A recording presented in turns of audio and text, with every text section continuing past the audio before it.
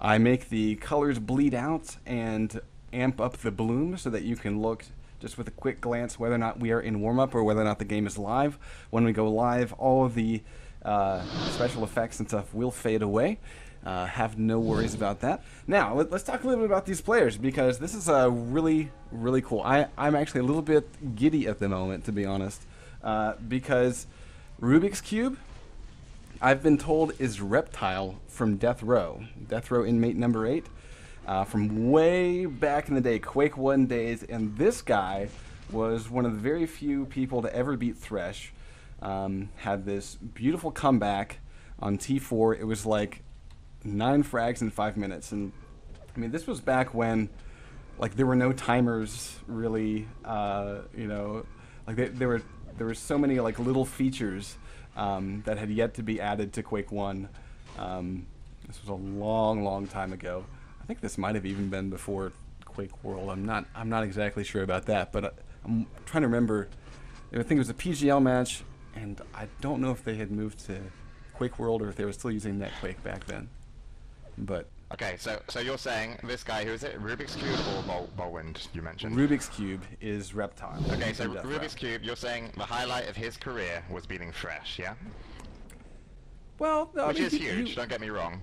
That is huge. But I mean, I want to know. Okay, beating Thresh is like friggin' awesome, because yeah, Thresh was absolutely amazing. But what else has he done since then? I'm just curious, because I want to know personally, like, what am I expecting from this guy? How much experience does he have in Quake Live? You know, is it just going to be a Sujoy story where, you know, he just comes back and sucks, like he did? No offense, Sujoy, by the way. But you know what I mean? Like, you know, how serious is he, or is he just doing it for a laugh?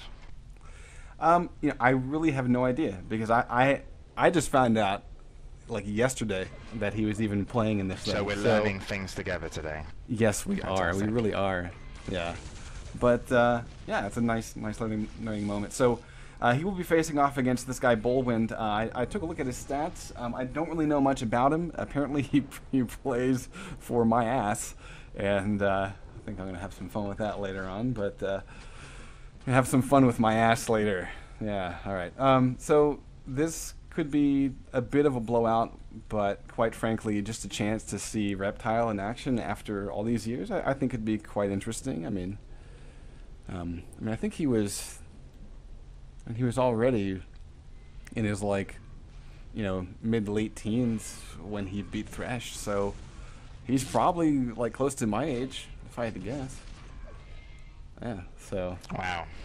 You guys must have hunted dinosaurs together back in the day. I know. Good job. I know. So, talking about the map, they're on T9 at the moment. It doesn't look like they've decided who is the higher seed, how they're even going to pick maps. One thing I notice, though, between the two players, even in this early of a stage in warm-up, is that they're choosing currently to warm up with rocket launchers. Now, I was actually, when I was thinking, what am I going to expect to see from Silent Gamers Cup when, you know, I'm used to seeing the world's best on a weekly basis almost, and, you know, obviously we don't get this kind of caliber here, but you never know what kind of surprises, you know, we're in for today. But I was thinking I'm probably going to see a lot more rocket fights, because railguns are always risky if you hit or miss in the situation. LG, you need to be very good with it, aim and dodge. But rockets are kind of like that gun which, if you're using it versus like a high but not like a pro player, versus his LG, a rocket versus his LG, you can normally probably come up on top. So it's interesting just to see that they're both using rocket launcher quite a lot, you know, to warm up with. As I would normally expect, if you were to have European players warm up, they would actually be using a lot more LG. So we'll have to see if there's going to be a lot of rocket kills at this skill level, which I think there will be actually. Looks like Bolwin's going to pick ZTN as the first place to go. And T9 is Rubik's pick. So, yeah. Now, what I'm noticing is that movement-wise, Rubik's, like, he's not as smooth as I've seen a lot of players be. I'm wondering if that... His strafe jump doesn't look as full or as fast as it should. Yeah, yeah. But he looks like he's got a decent, control on everything he's doing. So, talking about the map selection, ZTN T9. ZTN is very typically, I would say, a rocket railgun map. So these players might have, a very good game on there. T9 is more of an LG rocket map. Okay, there is no railgun, but normally you get the kills with LG if you're in control, and you defend with like the rocket if you're out of control. That's normally how it kind of works. So with that being said, it was Rubik's Cube that picked, which was Reptile, that picked T9. So we'll have to see if he just thinks he's got that kind of solid aim with his LG to take, because I don't think that LG plays such an important role on ZTN unless both players think they're, strengths or something and they just want to go at it. So we'll have to see what kind of game Baldwin brings, and hopefully he brings a rocket rail game to ZTN if that's going to be his map pick. So over to ZTN we go. I just want to thank Too Good before I go into my match for coming off the bench. You have a big chance here to start for QLTV. I hope he makes the most. Dude, you are so low on mic. I cannot hear what you said, but yes. He heard you. He's just choosing to not respond to that. I know he heard me. No, I really didn't.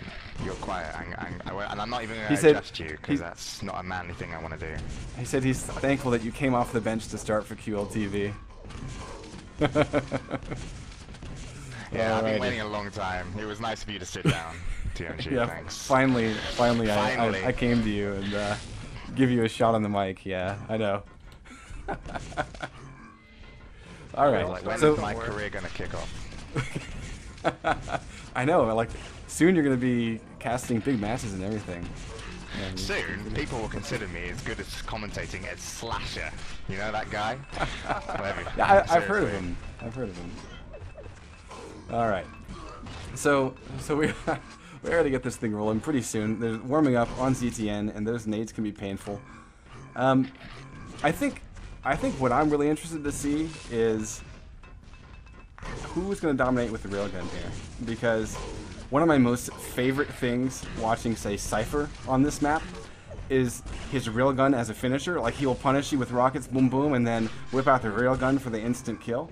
Like, that is one of my most spectacular things to watch. And every time that I see it, I get this, like, little kid, in a schoolyard smile, It's like one of the coolest things to see. And there aren't that many other players that do that. That's actually one of the big kind of things about ZTN is that railgun allows you to open fights and finish them, because the players can run away otherwise because there's a lot of corridors. But we are going to go live, and it looks like we're in, and Baldwin gets the rocket launcher spawn. Indeed. So he starts with RL, and he's looking for armor. Rubik's picks up plasma and red. He's backing off because he noticed that some shards were gone from that L-shaped hallway. And now he's going down to Mega. He realizes that's gone. Now he's waiting for LG. Smart move there. So now he's able to pick pretty much any kind of fight he wants, especially after he picks up Railgun, which it looks like Baldwin's going to try to keep him from doing. But he now has it. Yeah, Baldwin's got a good position on red. He really needs to lock out his opponent, but he's not going to be able to do so. So, failed rocket jump there from Baldwin. He's probably going to die. But a consolation rocket to the face with Rubik's Cube, but I think Rubik's Cube is going to destroy him at the Mega. Yeah, and he was able to get away. He did a little bit of damage, but there's Mega to replenish Rubik's. So, not going to be a whole lot of, not a whole lot of trouble for Rubik's at this point. Of course, Rubik's being Reptile from Death Row way back in the day. Baldwin stocking up on the yellows in the back. So he's looking to be, pretty good shape for this fight. He does get popped a little bit by that rocket. And we've got Rubik's laying down the lob with the lightning gun. Baldwin hopping out of that situation. And he's needing the health, but it has yet to respawn. There are the shards. There's a little bit of a 25. And if he takes any damage here, he shouldn't peek over again. He's back out, and he does. The health should be spawning behind him in just a second. Let's go take a look at Rubik's. Oh, very aggressive. Yeah, and he should be able to lock down this kill. Yeah, finishes with the LG. Now, Rubik's, there does seem to be a slight skill gap as he picks up another frag off the spawn. And actually, I do believe that Baldwin just spawned up a grenade again. So he's going to have to watch out as Rubik's fails a jump, which will probably work out okay, as he had a railgun shot but got hit. But no real problems for here. Mega's going to be up in a second for him to take. But there does